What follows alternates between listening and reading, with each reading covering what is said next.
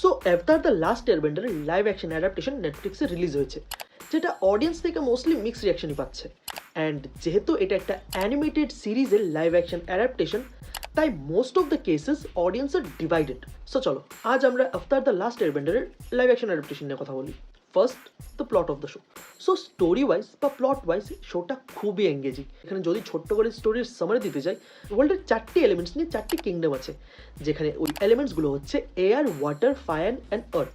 And যারা এই এলিমেন্টসকে control করতে পারে তাদেরকে বেন্ডার বলা হয়। অ্যান্ড একটি বেন্ডার শুধু একটা এলিমেন্ট কন্ট্রোল করতে পারে।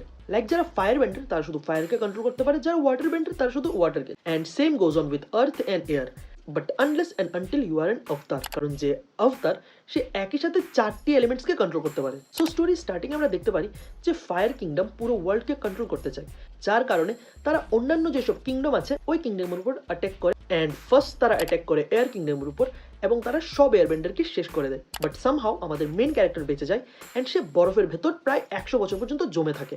অ্যান্ড 100 বছর পর সে বরফ থেকে বাইরে আসে অ্যান্ড সে ডিসকভার করে যে আর্থ আগে যেমনটা ছিল এখন তার একদম বিপরীত, যেখানে ফায়ার নেশন এখন সবার উপর কন্ট্রোল করছে। অ্যান্ড এখন শুধু আফতারই পারে ফায়ার নেশনকে হারিয়ে আর্থকে আগের মতো পিসফুল বানাতে।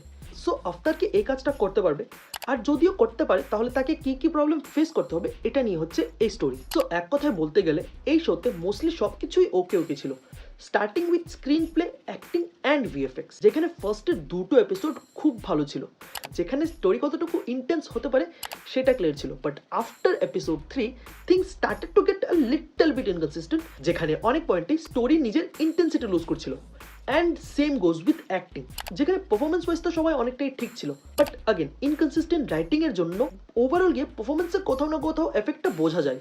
অ্যান্ড লাস্টলি ভিএফএক্স, যেখানে এই শোর থিম অনুযায়ী it needs a lot of VFX. Most of the part স্ক্রিনে এটা দেখতে ভালোই লাগছিল, বাট কিছু জায়গায় তুমি এটা ক্লিয়ারলি বুঝতে পারবে যে লাইভ অ্যাকশনে বেন্ডিং দেখানো এতটাও ইজি নয়। বাট হ্যাঁ, সবশেষে এটা বলা যেতে পারে যে মেকার্স নিজের আপ্রাণ চেষ্টা করেছে to bring Aftar into live action, যেখানে অ্যাজ অ্যাডাপ্টেশন এটা কিছু কিছু পোর্শনে তো ভালো, বাট কিছু কিছু পোর্শনে এটাকে আরও ইমপ্রুভ করা যেতে পারতো। সো আলটিমেটলি এটাই বলা যায় যে যারা আফতারের অ্যানিমেটেড শো দেখোনি তারা এটা দেখতেই পারো।